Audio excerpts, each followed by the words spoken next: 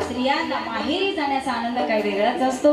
आणि हेच साधू संत महात्मे जगद्गुरु तुकोबरायांचे निंदे मायबाप माझ्या ज्ञानोबरायांची पालखी सोहळा सुंदर असं पंढरपूरला निघालाय। सगळी मंडळी आपल्या आई वडिलाकडे निघाल्यात बरं का महाराज। आणि तोच आनंद आमच्या वारकऱ्यांना असला पाहिजे।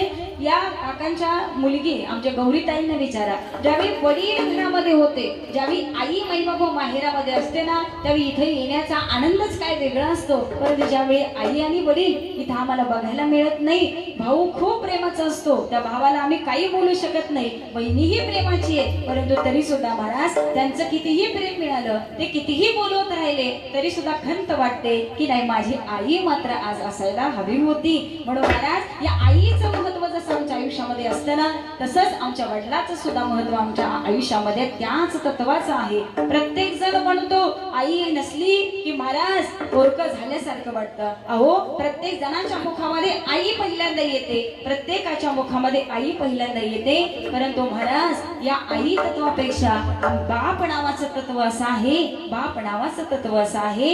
आईला हाक मारली की आई समोर येते, परंतु मायबाप वडिलाला हाक मारली की ना वडील पटकन आले तरी सुद्धा मायबाप वडिलांचा धाक आणि ते तत्व इतकं मोठं आहे की नुसतं नाव घेतलं तरी अमक्या अमक्यांची पोरगी म्हटलं तरी महाराज समाजाची बघण्याची नजर मात्र वेगळी होत असते। एवढी ताकद माझ्या वडिलांच्या नावामध्ये महाराज। म्हणून आयुष्यामध्ये आई आणि बाप असावा। एक वेळ बाकी काही नसलं तरी चालेल, परंतु आई आणि वडील ज्याच्या घरामध्ये आहेत ना, त्याच्या घरात मायबाप साक्षात पांडुरंग परमात्माने रुक्मिणी माता वास करता आहे।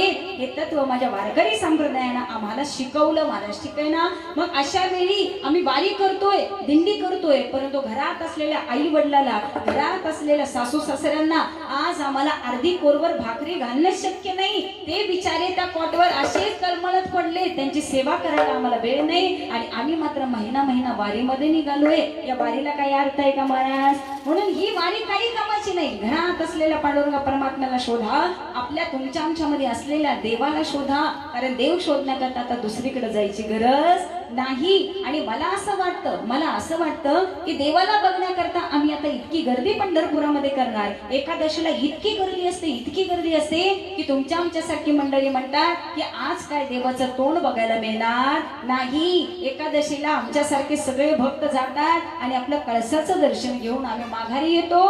तिथंच आम्हाला धन्यता वाटते की आम्हाला पांडुरंग परमात्म्याचं दर्शन झालं। आणि याच दर्शनाकरता आम्ही गेली 9 ते 10 दिवस, 1 महिना वारीमध्ये पंढरपूरला निघालोय। आणि या वारीमध्ये आमच्या मुखामध्ये एकच चाललंय, ज्ञानोबा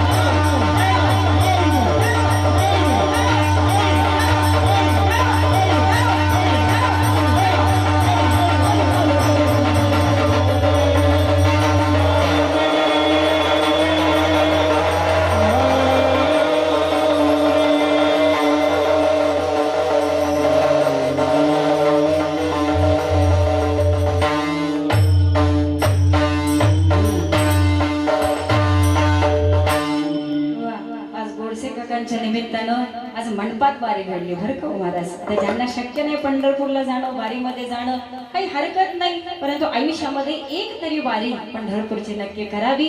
कारण आम्हाला जन्म मरणाची वारी चुकवायची आहे महाराज. ठीक आहे ना. तुम्ही पंढरपूरला जा या.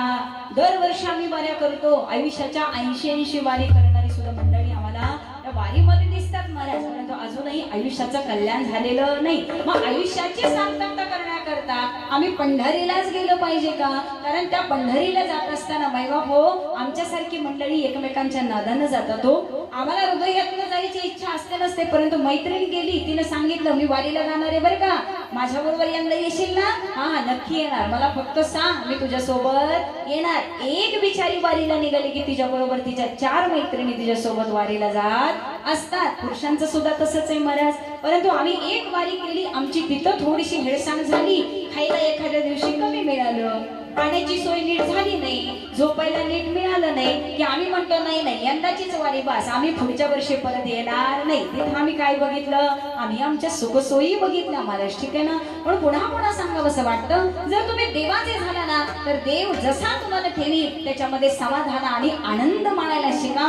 ज्याला आनंदाची जागा कळाली त्याला तर दुसरीकडे भरकटायची गरज नाही महाराज. आणि हा आनंद तुम्हाला नामस्मरणच देऊ शकतं आणि हे नामच तुम्हाला त्या शाश्वत सुखापर्यंत पोहोचवू शकतं. पण महाराज मनुष्य आता इतका बिझी आहे, पैसा कमवू नका असं कुणीच म्हणलेलं नाही, नोकरी करू नका असं कुणीच बोललेलं नाही. साधू संतांनी सांगितलंय की कर्माविना राहू नका, कर्म कराच करा. आयुष्य इतकं छान जगा ना, ते आयुष्य जगत असताना आम्हाला परमार्थाला सुद्धा वेळ देता आला पाहिजे, असं आपलं जीवन करून ठेवा महाराज. नाहीतर नुसतंच कमवण्याच्या पाठीमागं नुसतं पैसा पैसा पैसा, हे काम ते काम, त्या कामाच्या व्यापामध्ये आम्हाला देवाला हात जोडायला सुद्धा वेळ मिळत नाही हो. सुंदर असं मैबाप गणेशाचं मंदिर बडूजमध्ये इतकं प्रसिद्ध मंदिर आहे ते. या सप्ताहामध्ये माझं कीर्तन, 1 दिवसाची सेवा त्या मंदिरामध्ये होती. खूप छान वाटतं. आम्ही येतं जाता कायम त्या मंदिरामध्ये दर्शन घेतो. परंतु मैबाप इथं बसलेली मंडळी बडूज मधली सुद्धा अशी कित्येक जण असतील की आता कधी जाऊ,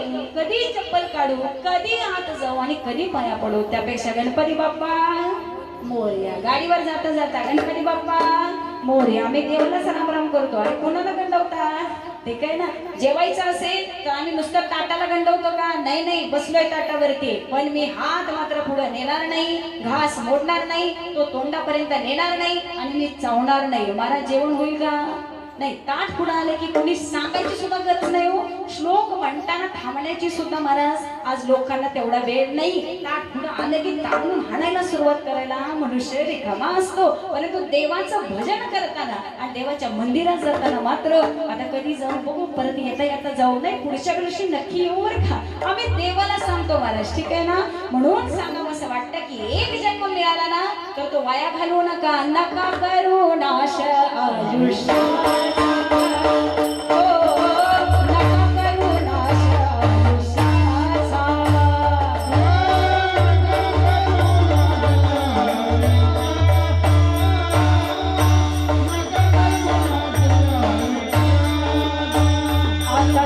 पुढे हाची उपदेश